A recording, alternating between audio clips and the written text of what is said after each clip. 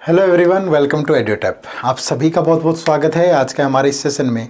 और आज के सेशन में हम डिस्कस क्या करने जा रहे हैं, नाबार्ड ग्रेड ए के फेज 1 एग्जाम में पूछे जाने वाले एक पर्टिकुलर सेक्शन रीजनिंग का syllabus.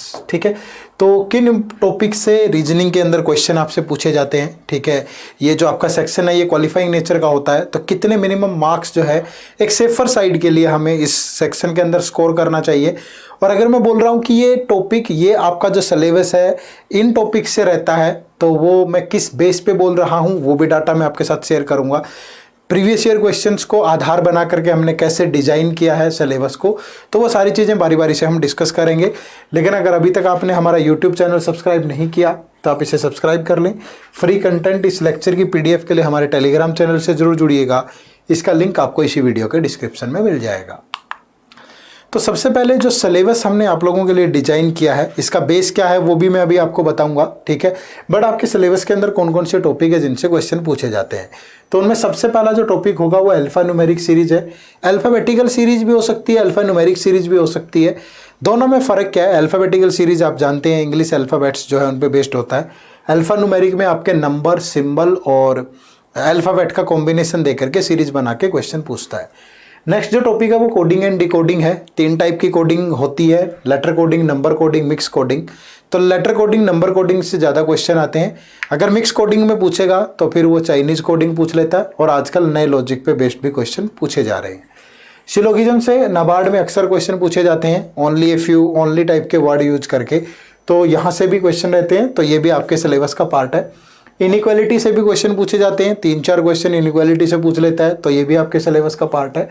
Direction sense, normal directions के बारे में आपको पता होना चाहिए, सब डायरेक्शन क्या होती हैं।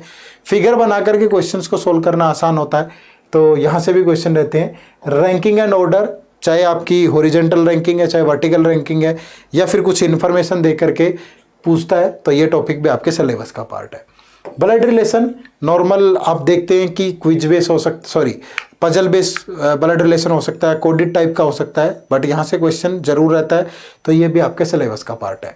सीटिंग अरेंजमेंट की बात करूँ तो किसी भी टाइप की अरेंजमेंट हो सकती है, लीनियर हो सकती है, क्लोज फिगर से हो सकती है। ठीक है, और आगे भी उनको सब डिविजन्स के अंदर डिवाइड कर देगा। ठीक है, कि रो के अंदर किस टाइप के क्वेश्चन होंगे और क्लोज के अंदर कितने टाइप के हो सकते हैं। ठीक है, साथ में जो इन्फॉर्मेशन, जो अरेंजमेंट होती है वो कुछ अलग इन्फॉर्मेशन पे बेस्ड भी हो सकती है, जैसे रैंकिंग पे बेस्ड हो सकती है। ठीक है, तो और अदर इन्फॉर्मेशन भी, कुछ भी अरेंजमेंट अल्फ़ाबेट्स पे बेस्ड हो सकती है, एजेस पे बेस्ड हो सकती है, इस टाइप से भी रहती है। नेक्स्ट जो पजल है, पजल अगर एज यूजुअली देखें तो आपकी फ्लोर बेस, आपकी फ्लैट बेस, और आपका जो बॉक्स वाली पजल है, या आपका ईयर या उस वाली पजल है, आजकल डेट्स वाली पजल पूछ रहा है। ठीक है, तो डिफरेंट टाइप की हो सकती है। जो पजल है वो ब्लड रिलेशन में भी हो सकती है, डायरेक्शन में भी हो सकती है, तो ये सारी चीज़ें रहेंगी। ठीक है, मशीन इनपुट आउटपुट से भी आपसे अक्सर क्वेश्चन देखने को मिल सकता है, क्योंकि कोडिंग एंड डिकोडिंग और मशीन इनपुट आउटपुट के क्वेश्चंस में क्वेश्चन पूछने का तरीका डिफरेंट होता है, बट लॉजिक सेम होते हैं। एनालिटिकल रीजनिंग, एनालिटिकल रीजनिंग में स्टेटमेंट अजम्पशन है, स्टेटमेंट आर्ग्यूमेंट है, कोज एंड इफेक्ट है। ठीक है, स्टेटमेंट इन्फ्रेंसेस है, कंक्लूजन्स हैं, तो वो सारे टॉपिक आपके वो एनालिटिकल रीजनिंग में आते हैं। ज़्यादा क्वेश्चन नहीं आते, यहाँ से 2-3 क्वेश्चन आते हैं, करंट इन्फॉर्मेशन बेस्ड होते हैं ज़्यादा, या आपका जो कुछ एक इंग्लिश के वर्ड उन पे कमांड अच्छी होगी। ग्रामेटिकल बात नहीं कर रहा मैं, कहाँ ओनली का यूज करना है, कहाँ ये वो सब, मतलब किसी वर्ड पे स्ट्रेस दे करके जब पूछता है तो शायद क्वेश्चन का आंसर बदल जाता है, तो वो वाला पार्ट अच्छा हो, और साथ में करंट अफेयर वाला,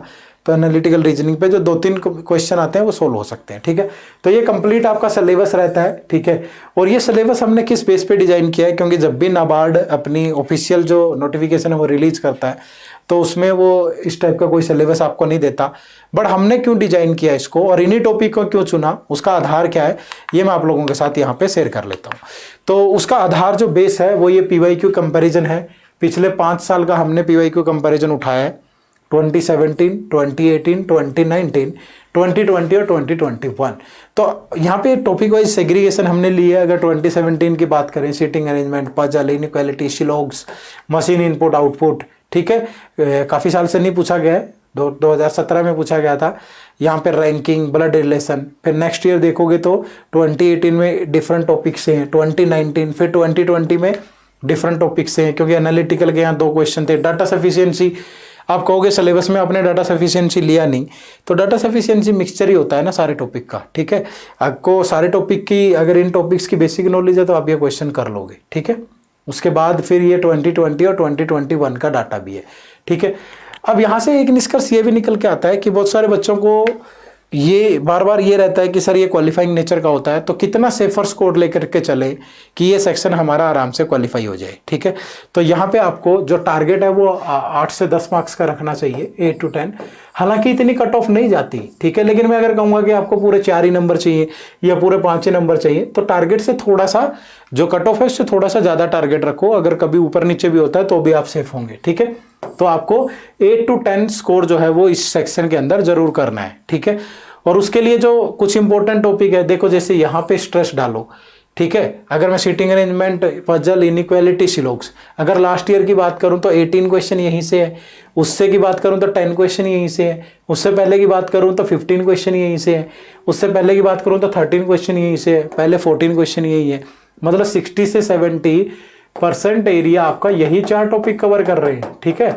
तो इनको तो जरूर पढ़िएगा, बाकी के टॉपिक भी जरूर पढ़िएगा, जैसे ब्लड रिलेशन है, ठीक है, डायरेक्शन है, कोडिंग डिकोडिंग है, ये भी इंपॉर्टेंट है, ठीक है। बट ये 4 तो आपको स्किप नहीं करने, इन पर तो जरूर आपको करना है। और सेफर स्कोर आपको 8 से 10 टारगेट रखना है हमेशा, ताकि आप इजीली क्वालिफाई कर पाए, ठीक है भाई। बात समझ में आती है।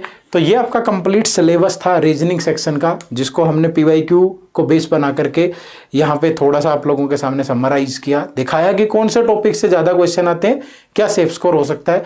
उम्मीद करूँगा कि इस वीडियो से आपको आपकी प्रिपरेशन में बहुत हेल्प मिलेगी, और ये जो रीजनिंग सेक्शन है इसमें आपको ज़्यादा तकलीफ नहीं आएगी और आप एक अच्छा स्कोर कर पाएंगे, ठीक है।